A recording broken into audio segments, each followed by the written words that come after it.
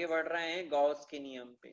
Gauss का नियम most important है। क्यों इंपॉर्टेंट है ये मैंने बताया है कि क्या होता है कि गॉस के नियम का स्टेटमेंट पूछा जाता है और साथ में दूसरा नियम पूछ लिया जाता है। उदाहरण के लिए गॉस का नियम लिखिए और गॉस के नियम के आधार पर कूलाम के व्युत्क्रम वर्ग नियम का सत्यापन कीजिए, इस तरह से आ जाए। तो आपको सबसे पहले गॉस का नियम तो करना ही करना है। अब देखो गॉस का नियम क्या होता है, देख लेते हैं हम लोग। गॉस का नियम क्या होता है कि वायु या निर्वात में, देखो जब भी वायु या निर्वात की बात करूंगा तो जो एप्सिलॉन है वो क्या लिखोगे आप, 0 लिखोगे, है ना। मैंने पहले भी समझाया था कि जब भी इस तरह से वायु या निर्वात की बात करूंगा तो आपको एप्सिलॉन क्या लिखना है, 0 लिखना है। एप्सिलॉन की वैल्यू वही 8.85 टू समथिंग जो थी वो।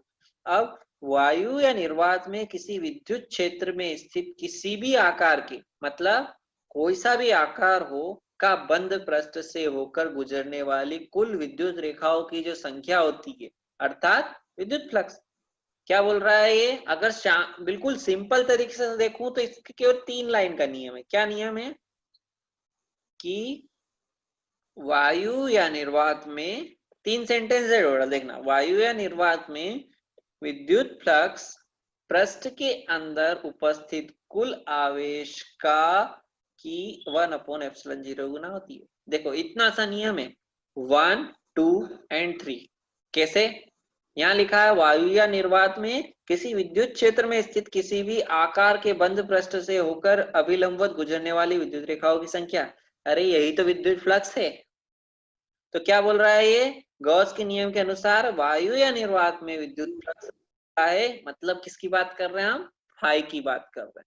क्या बोल रहा है, फाई जो है वो कुल उसके अंदर, किसके अंदर, पृष्ठ के अंदर जितने भी आवेश उपस्थित है उसका कितना गुना होते हैं, 1/ε0 गुना होते हैं। अब इसी को अगर मैं भाषा के फॉर्म में देख, मतलब फॉर्मूले के फॉर्म में देखूं तो क्या समझ में आ रहा है, ये जो फाई है और क्यू क्या है, क्यू कुल आवेश है, का मतलब गुणा, तो ये देखो गुणा हो रहा है।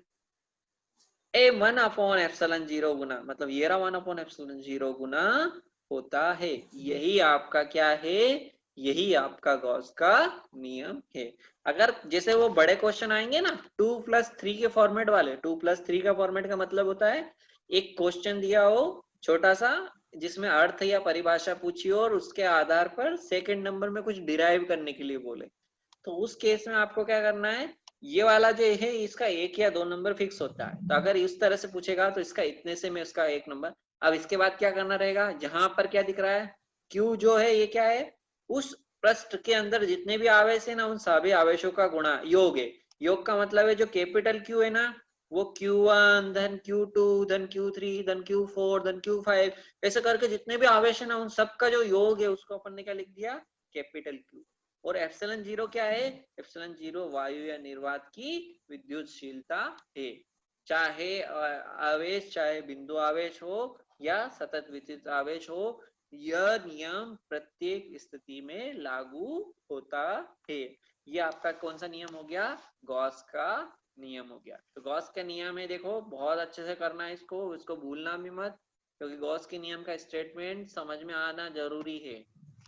क्या बोलता है गॉस का नियम कि वायु या निर्वात में किसी विद्युत क्षेत्र में किसी आकार के बंद पृष्ठ से होकर गुजरने वाली, मतलब अभिलंबवत गुजरने वाली क्षेत्र रेखाओं की संख्या, अर्थात उसका विद्युत फ्लक्स जो होता है पृष्ठ के अंदर उपस्थित कुल आवेश Q का 1/ε0 गुना होता है। गणित में गुना का मतलब होता है गुणा करना, मतलब मल्टीपल होना, इसलिए आपने इसको कितना लिख दिया। जैसे मैं बोलता कि मैं, देखो इसको अगर समझ में नहीं आ रहा तो मैं बोलता हूं x y का 2 गुना है, तो क्या लिखोगे, x बराबर y का, मतलब y मतलब ये y का 2 गुना, 2 मतलब 2। आया समझ में, मैं बोलूं x y का 3 गुना है तो ये 3 आ गया। अब देखो मैं क्या बोल रहा हूं यहाँ पर, मैं बोल रहा हूं फाई, फाई मतलब विद्युत फ्लक्स, विद्युत फ्लक्स फाई, ये फाई क्या बोल रहा हूं मैं, क्यू का कैपिटल क्यू क्यों बोल रहा हूं, क्योंकि यहाँ पे कैपिटल क्यू करने के कारण क्या हुआ, मेरा कुल आवेश क्या हो गए, सारे योग हो गए का एप्सिलॉन जीरो गुना, मतलब ये एप्सिलॉन जीरो गुना ये लिख दिया, तो फाई बराबर क्या होता है, क्यू अपॉन एप्सिलॉन जीरो हो गया। यही गॉस का नियम है ना। जी सर। अब देखो हम लोग इसको आगे डिराइव करेंगे थोड़ा सा, क्या क्या चीजें आ रही है देखो। एक बात और, अगर मैं बोलूं कि यदि पृष्ठ के अंदर आवेश शून्य हो जाए, शून्य होने का मतलब है क्यू का मान कितना हो जाए, शून्य हो जाए। अगर पृष्ठ के अंदर आवेश ही नहीं रहेंगे तो क्या हो जाएगा, फाई का मान ई डॉट डी एस भी शून्य हो शून्य। जाएगा, और ई डॉट डी एस शून्य होने के कारण मतलब surface integral of E dot D S शून्य हो जाएगा, तो पाई कितना हो जाएगा, शून्य हो जाएगा। इस शून्य। तरह से अब अपने को इसको डिराइव कर रहे हैं ना अपन, क्या डिराइव कर रहे हैं हम। अगर क्वेश्चन एग्जाम में ऐसा आता है कि गॉस का नियम किसे कहते हैं, गॉस के नियम का सत्यापन कीजिए जब आवेश पृष्ठ के अंदर स्थित हो, है ना। अभी अगर यहाँ पे क्या बोला था मैंने, जब आवेश नहीं हो, मतलब आवेश ही नहीं हो तो क्या हो जाएगा, फाई शून्य हो जाएगा। तो अब मैं बोल रहा हूँ कि अपने को प्रूव करना है ना, बहुत सिंपल सा फंडा है, कोई दिक्कत नहीं है। लेकिन इसको समझने के लिए आपको वो जो मैंने छोटा सा बताया था ना यहाँ पे, ये इसको एक बार ध्यान रखना, ये वाला पार्ट। यहाँ पे क्या करा था अपन ने, डीएस निकाल लिया था और डीएस से संबंधित फाई निकाल लिया था, और कुल करने के लिए क्या करा था हमने, यहाँ पे सरफेस इंटीग्रल कर दिया था। सेम टू सेम करेंगे हम लोग, क्या करने वाले हैं हम लोग, इसको मैं रिवाइज भी करूंगा, है ना, ऐसा नहीं कि रिवाइज नहीं करूंगा। देखो क्या दिख रहा है हमको, ये दिख रहा है कि ये गोला है, ठीक है। इस गोले की त्रिज्या कितनी है, इस गोले की त्रिज्या जो है आपकी है आर।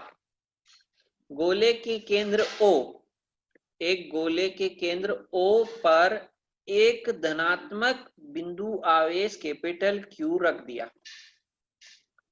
गोले के पृष्ठ पर एक बिंदु P है, ठीक है, जिसके चारों ओर एक छोटा सा क्षेत्रफल अवयव मैंने मान लिया ds। क्षेत्रफल ds की जो दिशा है, इस ds की जो दिशा है वो इस पृष्ठ के क्या है, लंबवत है।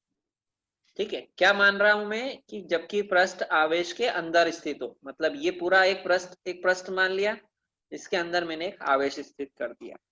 अब मैं बोल रहा हूं कि इसकी त्रिज्या r है, मतलब इस गोले की त्रिज्या r है, मतलब इस पृष्ठ आवेश q से एक r दूरी पर एक बिंदु P स्थित है। अब मैं बोल रहा हूं कि मैंने इस P के पास में एक छोटा सा अवयव मान लिया क्षेत्रफल का, और उसको बोल दिया मैंने ds, है ना। और क्या माना, और मैंने ये बोला कि क्षेत्रफल अवयव जो है ना इसका सदिश का ds, इसकी जो दिशा है इस पृष्ठ के लंबवत है। लंबवत का मतलब होता है इसके, ये इसमें ऐसा दिखता है 2D में, लेकिन एक्चुअल में इस लंबवत का मतलब होता है जैसे सामने की तरफ देखने यहाँ पर ना। अब मैं बोल रहा हूँ कि कूलाम के नियम के अनुसार, कूलाम का नियम लगाएं, कूलाम के नियम के अनुसार इस गोले के पृष्ठ P पर, बिंदु P पर धनात्मक आवेश Q के कारण विद्युत क्षेत्र E क्या होगा। देखो E का फॉर्मूला क्या था, E बराबर था 1/4πε0 Q अपॉन आर स्क्वायर। देखो तुम्हारी बुक में गलती से यहाँ पे 2 लिखा होगा, 2 नहीं आएगा यहाँ पे ना, क्योंकि एक ही आवेश है। तो इसका क्या लिखा हुआ है यहाँ पे कैपिटल Q आएगा, ये गलती से Q2 लिखा हुआ है, बुक वाले की गलती है ये। E बराबर कितना कर दिया मैंने, 1/4πε0 Q अपॉन आर स्क्वायर, इसकी दिशा क्या हो गई, OP हो गई। अब देखना अब क्या करने वाला हूं मैं, अब चूंकि देखो ये E तो होता ही है अपने पास, है ना, और जो फ्लक्स की डेफिनेशन क्या बोलती है, फ्लक्स बोलता है आपका कि डी फाई जो होता है वो EDS होता है।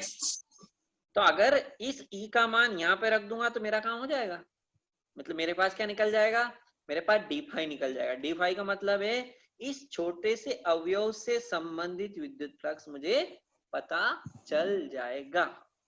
तो अब क्या कर रहा हूं मैं, देखना सबसे पहले मैंने क्या किया, देखो फिर से मैं रिपीट कर रहा हूं इस डेरिवेशन को, कि सबसे पहले मैंने क्या किया, सबसे पहले मैंने बोला कि ये O बिंदु है, इस पर प्लस Q आवेश धनात्मक आवेश रखा हुआ है, इससे 8 दूरी पर एक बिंदु P रखा हुआ है, यहाँ पे इतना सा अवयव क्षेत्रफल अवयव मैंने मान लिया ds।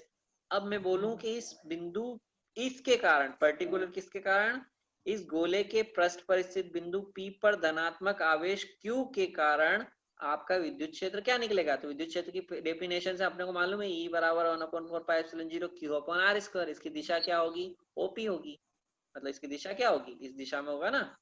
अब मैं बोल रहा हूँ कि इसका क्षेत्रफल कितना है, ds है, इसका विद्युत क्षेत्र कितना है, E है, अतः क्षेत्रफल ds से संबंधित विद्युत फ्लक्स कितना हो जाएगा, d फाई बराबर E डॉट ds। अब मैं क्या करूं, E डॉट ds का मतलब है E ds।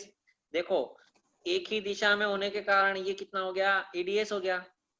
मतलब आपका इसमें cos कितना लगा, cos थीटा कितना हो गया, 0। cos 0 का मान कितना हो गया, 0। तो उसके कारण यहाँ पे लिखना कितना था, मुझे लिखना था E ds cos थीटा, लेकिन थीटा का मान 0 होने के कारण मैंने कितना लिखा, E ds। अब E का मान क्या करूं, इस इक्वेशन से यहाँ रख दिया 1/4πε0 Q/r² डॉट ds। अब अगर मैं ये बोल रहा हूं कि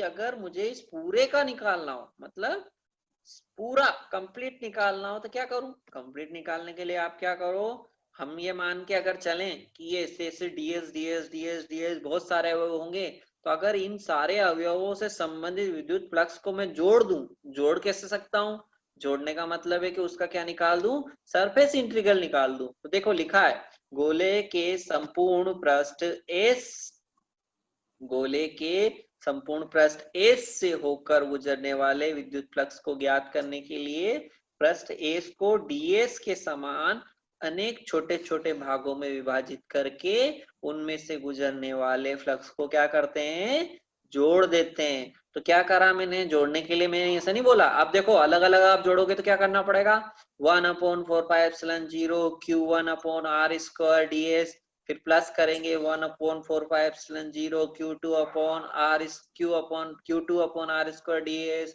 2, फिर Q3/r² ds 3, ऐसे करके बहुत सारे जोड़ने पड़ेंगे। तो उनको जोड़ने से, उस गणित से बचने के लिए हमने क्या किया, फाई बराबर surface integral of S 4πε0 Q/r² कितना कर दिया, ds। अब ध्यान से देखना है ना, मुझे क्या करना है, समाकलन करना है। तो ये 1/4πε0 क्या है, कांस्टेंट है ना, 9 × 10⁻9 को बाहर रख दिया, ये यहाँ पे बाहर कर दिया। और देखो पृष्ठ समाकलन किसका हो रहा है, पृष्ठ का, पृष्ठ मतलब a इंटू बी का हो रहा है, मतलब s का हो रहा है ds का। तो यहाँ पे क्या आएगा, केवल s ही बचेगा, ये Q/r² भी क्या हो जाएंगे बाहर। अब देखो यहाँ पे कितना लिखा हुआ है, सरफेस इंटीग्रल ऑफ ds। तो ds मतलब किसका क्षेत्रफल, किसको मान रहे हैं हम, हमने यहाँ क्या माना, गोला माना, ये क्या है, गोला है ना। तो गोले का क्षेत्रफल करूंगा मैं, देखो अगर यहाँ पे गोले की जगह में एक शीट मान लेता, मतलब एक बोल देता कि एक स्क्वायर शीट है, तो फिर आपको क्षेत्रफल की जगह क्या लिखना पड़ता, लंबाई गुणित चौड़ाई लिखनी पड़ती। लेकिन अभी क्या है, मैं ये मान के चल रहा हूँ कि ये क्या है, गोला है, दिख भी रहा है, मानने की क्या जरूरत है, यहाँ पे दिख रहा है ना, ये गोला है, ये पूरा गोला दिख रहा है। तो मुझे क्या करना है, मैंने क्या किया, फाई बराबर मेरे पास है surface integral of 1/4πε0 Q/r² ds। चूंकि 1/4πε0 और Q/r² का अपन ने बाहर कर दिया, तो यहाँ कितना बचा, देखो गोला भी लगाया है पेंसिल से, कितना, सरफेस इंटीग्रल ऑफ ds। इसका मतलब क्या होता है, इसका मतलब होता है गोले का संपूर्ण क्षेत्रफल। और गोले का जो संपूर्ण क्षेत्रफल है, ये आपको फॉर्मूला याद होगा, गोले का संपूर्ण क्षेत्रफल होता है 4π²। अब यहाँ पे r² से r² कट जाएगा, तो आपके पास कितना बचेगा, फाई बराबर Q/ε0। क्यों, क्योंकि 4π से 4π भी कट जाएगा। और अगर आप बिल्कुल ध्यान से, अगर आपने मेरे स्टेटमेंट को सुना होगा जब मैं गॉस के नियम को समझा रहा था, तो आपका क्या निकल के आ गया, यहाँ देखो फाई बराबर क्या निकल के आ गया, फाई बराबर निकल के आ गया आपका Q/ε0। ये क्या है, यही तो गॉस का नियम है। तो अगर आपको सिंपल सा पूछा जाए कि गॉस का नियम लिखिए तथा उसकी व्यंजक की व्युत्पत्ति कीजिए, मतलब कुछ भी कंडीशन नहीं दी जाए, तो आपको क्या करना है, आपको इसको सॉल्व करना है। सॉल्व करने का मतलब है इसका डेरिवेशन निकालना है। सबसे पहले आपको यहाँ से नियम लिखना पड़ेगा, ये इतना इतना, गॉस के नियम के अनुसार से लेके यहाँ तक विद्युतशीलता है तक, और इसके बाद में आपको ये यहाँ से परिस्थिति एक माना से शुरू करना पड़ेगा, ये चित्र बना के ये पूरा कंप्लीट कर लेना है। तो आज आपको ये वाला जो क्वेश्चन है ये 100% कंप्लीट कर लेना है, क्योंकि ये जो तिमाही के एग्जाम है, तिमाही के एग्जाम में इस तरह के क्वेश्चन अधिकतर पूछे जाते हैं। तो तिमाही के एग्जाम आप मेरे हिसाब से लगभग आपके अक्टूबर के आसपास आएगी, तो तब आपसे पूछ सकते हैं ना। अब देखना अगले पॉइंट क्या आएगा। अब अगला पॉइंट जो परिस्थिति क्रमांक 2 आएगी ना, वो आपकी आएगी ये वाली।